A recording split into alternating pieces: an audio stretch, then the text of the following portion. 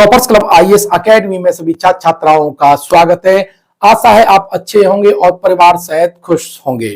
आज उत्तर प्रदेश की श्रृंखला में हम बहुत महत्वपूर्ण टॉपिक लेकर आए हैं और जहां से एपीएस, पीसीएस और आरओ में इस साल पूछे जाने की प्रबल संभावना है, ऐसा मेरा अनुभव है और ऐसा मेरा अंदाजा है। लेकिन आपको ये टॉपिक जरूर करना चाहिए, चाहे प्रश्न पूछे या ना आए, क्योंकि पाठ्यक्रम का अहम हिस्सा है और उत्तर प्रदेश सरकार की महत्वपूर्ण योजना भी है जो कि रोजगार की दृष्टि से भी बहुत महत्वपूर्ण है।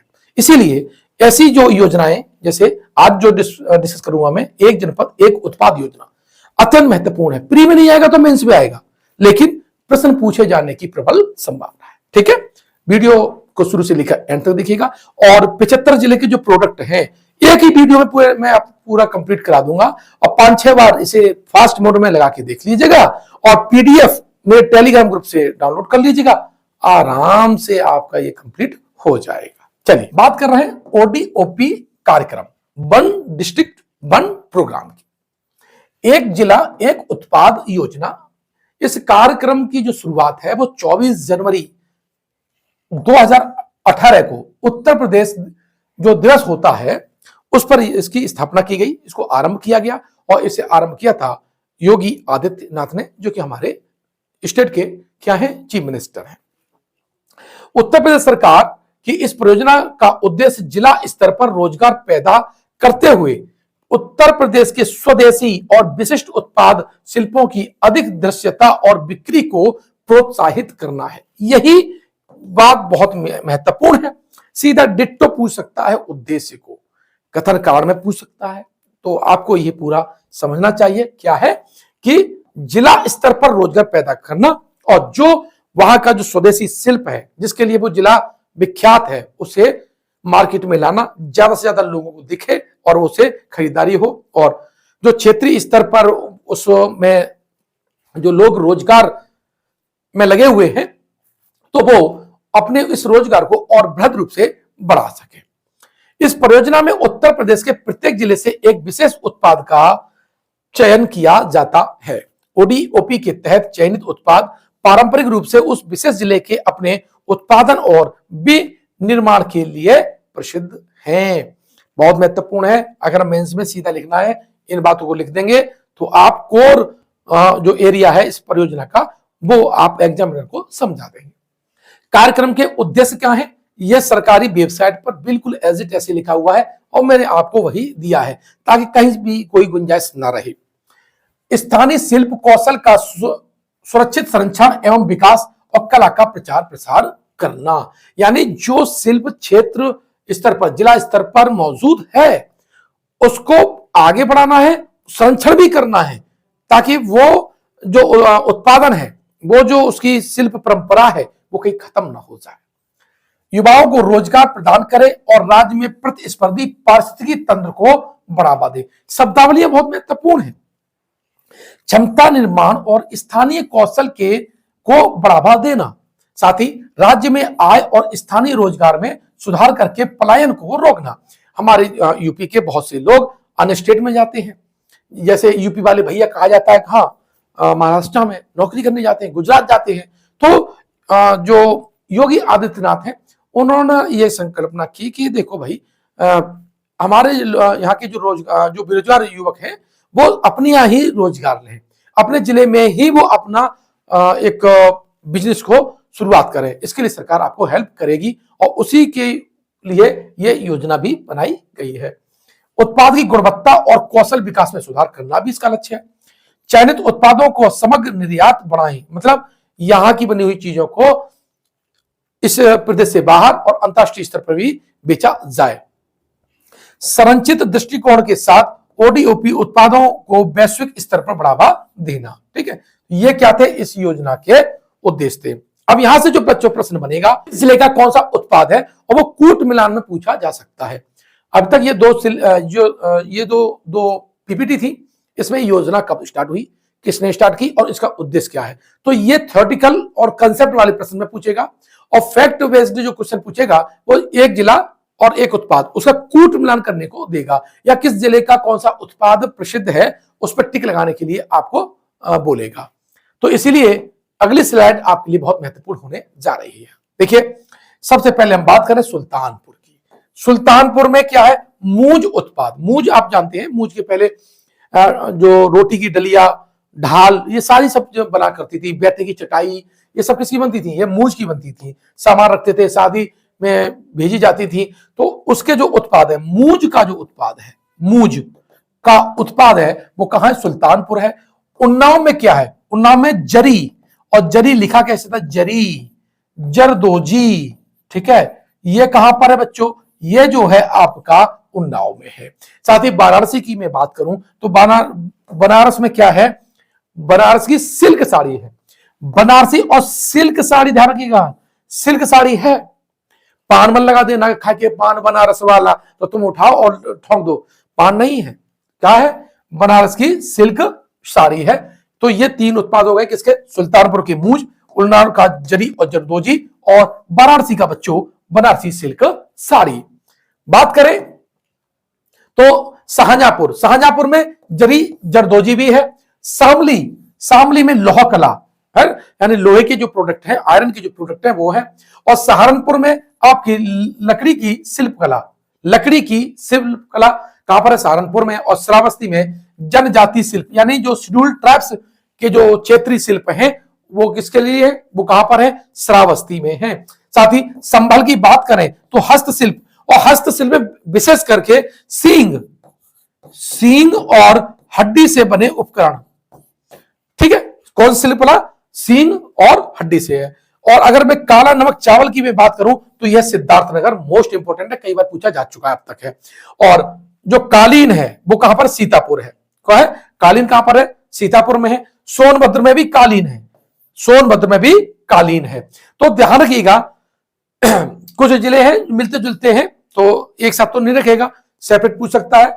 मैं 75 जिलों की पूरी सूची, और ये पूरी सरकार की वेबसाइट से ही सीधा डिट्टो मटेरियल है, इसलिए इसमें जो लिखा हुआ है वो ही माना जाएगा। अब बात करें आगे, तो मुजफ्फरनगर की बात करें तो मुजफ्फरनगर में गुड़, गुड़ जो आप खाते हैं, आयरन होता है जानना, और आयरन की जो कमी होती है उन्हें गुड़ और चना खाना चाहिए, विशेषकर लड़कियों को। मऊ में बात करें तो मऊ में पावरलूम कपड़ा, कौन सा बच्चों, पावरलूम कपड़ा आपका मऊ में है। पीलीभीत में बांसुरी है, क्या है, बांसुरी है, पीलीभीत में बांसुरी और लकड़ी के उत्पाद है। साथ ही प्रयागराज की बात करें तो प्रयागराज में भी आपका मूज का उत्पाद, और मूज वैसे भी जो कटरी होती है, जो आपकी नदियां हैं और गंगा के किनारे किनारे जो कटरी का क्षेत्र है, वहां मूज बहुत ज्यादा होती है, इसीलिए आपको यहां पर मूज उत्पादन कहां दिखाई देगा, प्रयागराज में दिखाई देगा। प्रतापगढ़ में आंवला, आंवला क्या है, विटामिन सी का स्रोत है, ठीक है। और ये कहां पर है, प्रतापगढ़ है, और कम से कम 4 से 5 बार ये प्रश्न पूछा जा चुका है। लकड़ी का काम कहां है, रायबरेली में है। रामपुर में पेच वर्क है, क्या है, पेच वर्क है, जरी पेच वर्क है। और मैथा किसके हाँ, तो जो रामपुर में क्या है, एक मिनट, हाँ, या क्या है, पेच वर्क है और जरी पेच वर्क है, और मैथा के प्रोडक्ट है। संत कबीर नगर की बात करें तो पीतल के बर्तन है, पीतल के बर्तन पर जो शिल्प है वो क्या है, संत कबीर नगर में है। तो ये सारे के सारे प्रोडक्ट आपको याद होने चाहिए। चलिए आगे चलें तो देखते हैं कि लखनऊ में क्या है, लखनऊ में चिकनकारी, क्या है, चिकनकारी। यहाँ चिकन क्या है, खाया भी जाता है और यहां पर चिकन पहना भी जाता है। साथ में जरी, जरी जरदोजी, ठीक है। महाराजगंज में है फर्नीचर, जबकि मेरठ में है खेल उत्पाद। क्या बच्चों, मेरठ में खेल उत्पाद है, क्या है, खेल उत्पाद है। महोबा में गौरा पत्थर, कौन सा, महोबा में गौरा पत्थर। यहीं पर मैं सरकारी सेवा में मैं रहा हूं और 14 साल मैंने यहां पर दिए हैं। मिर्जापुर की मैं बात करूं तो यहां पर कालीन और पीतल उद्योग दोनों है। मिर्जापुर में क्या है, कालीन भी है और पीतल के उद्योग भी है, ठीक है बच्चों। साथ ही मैनपुरी की बात करें तो तारकसी, मोस्ट इंपोर्टेंट है ये, तारकसी, ठीक है, कला, तारों से जो जड़ाई का कार्य है उसे बोलते हैं तारकसी है। और मुरादाबाद में बच्चों धातु के शिल्प, धातु के शिल्प कहां पर है, मुरादाबाद में है। और मथुरा में ठाकुर जी की स्वच्छता फिटिंग, मथुरा में क्या है? ठाकुर जी की स्वच्छता, फिटिंग और पोशाक, श्रृंगार, मूर्ति कला और कंठी माला। क्या? कंठी माला। तो कंठी माला हो गया, ठाकुर जी की स्वच्छता, फिटिंग और पोशाक और श्रृंगार, मूर्ति कला, ये सब कहां पर है बच्चों? मथुरा में है। ठीक है। गोरखपुर की हम बात करें तो टेराकोटा और रेडीमेड वस्त्र इंपॉर्टेंट है, ध्यान रखना, ये हमारे सीएम का क्षेत्र है और विशेष करके टेराकोटा के लिए यह प्रसिद्ध है। हापुड़ की बात करें तो घर का फर्नीचर है। हरदोई की मैं बात करूं तो हथकरघा है और हाथरस की बात करूं तो हाथरस में आपकी हींग है, ये इंपॉर्टेंट है मेरे अकॉर्डिंग। हमीरपुर की बात करूं तो हमीरपुर में जूते बनाए जाते हैं। जालौन की मैं बात करूं तो हस्त निर्मित कागज कला मोस्ट इंपॉर्टेंट है, ये कई बार ऐसे पूछा गया है, हस्तनिर्मित कागज कला उत्तर प्रदेश में कहां पर आज भी जीवित है? अपनी पुरानी पैटर्न पर, तो वो आपकी कहां पर है? जालौन में है। जौनपुर में बात करें तो ऊन की कालीन, ऊन की जो कालीन है जिसे हम दरी बोलते हैं, क्या बोलते हैं? दरी बोलते हैं, ये कहां पर है? ये जौनपुर में है। झांसी की बात करें तो मुलायम खिलौने, टेडी बियर्स टाइप के होते हैं, ये झांसी में बनाए जाते हैं। मुलायम खिलौने वो सबसे ज्यादा वहां बनाए जाते हैं। आई थिंक इस सेशन का आप फायदा ले रहे होंगे और मैंने कहा कि अपने माँ बाप की सपनों में देखिए, आप अपने आईने में अपने आप को देखिएगा और महसूस करिएगा कि अगर आपको एक अधिकारी बनना है तो कितना मेहनत करनी पड़ेगी, कितना डेडिकेशन करना पड़ेगा। हवा में नहीं है बच्चों, आपको सीरियस रहना पड़ेगा, अनुशासन के साथ तैयारी करनी पड़ेगी, तब आपको सिलेक्शन होगा। मैं जितने भी आपको टॉपिक दे रहा हूं, ये मानिए कि आपको वो सेफ जोन में लेके जाएगा। पीटी बड़े आराम से निकाल सकते हैं आप। और एक बहुत महत्वपूर्ण है, आप जो मेरा नोट्स है, पीडीएफ है, उससे पढ़िए, वीडियो देखिएगा और ज्यादा से ज्यादा टेस्ट लगाइएगा। जब आपको समय मिले तो उसी टॉपिक को अपनी रेफरेंस बुक से जरूर पढ़िएगा। आजकल जो यूट्यूब पे कह देते हैं कि इतना सा पढ़ लो, इतने में सारा हो जाएगा, तो मैं फिर बोल रहा हूं आपको है कि हम लोगों के जो नोट्स होते हैं उससे तो आप पढ़िए ही पढ़िएगा, लेकिन जब भी टाइम मिले तो अपने कंटेंट को हमेशा रिच करिएगा। ठीक है, इससे क्या होगा कि आप अपना दायरा बढ़ा पाएंगे, है ना। और अगर आपके पास समय है, अगर समय बन जाता है तो रेफरेंस बुक हमेशा पढ़नी चाहिए। तो चूंकि ये एक शिक्षक के पेशे में बहुत नैतिकता की बात होती है, नैतिकता से बात की जाती है, तभी तो शिक्षक का जो पेशा है, जो शिक्षण कार्य है, आज भी पवित्र माना जाता है। मेरा उद्देश्य यही है कि आप समीक्षा अधिकारी बनकर के, पीसीएस अधिकारी बनकर के किसी विभाग में बैठें और मेरी इस बात को जरूर समझें कि एक प्लानिंग के लिए कितना महत्वपूर्ण होता है टीचर का ईमानदार होना। चलिए आगे देखें हम तो यहां पर एटा मेरा जन्म है वो एटा में ही हुआ है, ध्यान रखिएगा। और यहां क्या बनता है? घुंघरू। क्या है? घुंघरू बनता है और बेल्स बनती हैं और पीतल के उत्पाद बनते हैं। फर्रुखाबाद की करूं तो यह कपड़ा की छपाई और जरी जरदोजी और कपड़े की छपाई। फतेहपुर की बात करूं तो बेडशीट और लोहे के कार्य, ये फतेहपुर में है। फिरोजाबाद की तो चूड़ियां बहुत मशहूर है। फिरोजाबाद में क्या है? कांच की जो चूड़ियां बनाई जाती हैं, आज भी सबसे ज्यादा फिरोजाबाद में ही बनाई जाती हैं। गौतम बुद्ध नगर की मैं बात करूं तो यहां पर रेडीमेड कपड़े का बहुत बड़ा उद्योग हो चुका है। गाजीपुर में की बात करूं तो जूट की दीवार और लटकाना, जूट की दीवार पर लटकाना जो बनाया जाता है सजाने के लिए, वो गाजीपुर में है। गाजियाबाद में इंजीनियरिंग के प्रोडक्ट आपके महत्वपूर्ण हो जाते हैं। और गोंडा में है खाद्य प्रसंस्करण दालें। गोंडा में क्या है? खास प्रसंस्करण जो दालें हैं वो किसकी विशेषता है? वो गोंडा की विशेषता है। वन डिस्ट्रिक्ट वन उत्पाद में गोंडा उसका प्रतिनिधित्व करता है। चलिए आगे जब बढ़े तो हम देखते हैं बांदा में सजरा स्टोन क्राफ्ट बहुत इंपॉर्टेंट है। सजार, ठीक है, जो स्टोन है उसके जो क्राफ्ट है वो है। बिजनौर में लकड़ी का शिल्प है। बाराबंकी में कपड़े का उत्पाद है। बुलंदशहर की मैं बात करूं तो सिरेमिक उत्पाद है। खुर्जा में आप देखेंगे तो भाभी क्या है, जो बोन चाइना के कप है, प्लेट्स हैं, तो जो सिरेमिक जो उत्पाद है वो आपके कहां पर है? बुलंदशहर में हो जाएंगे।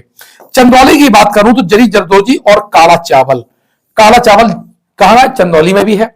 चित्रकूट की बात करूं मैं तो लकड़ी के खिलौने हैं।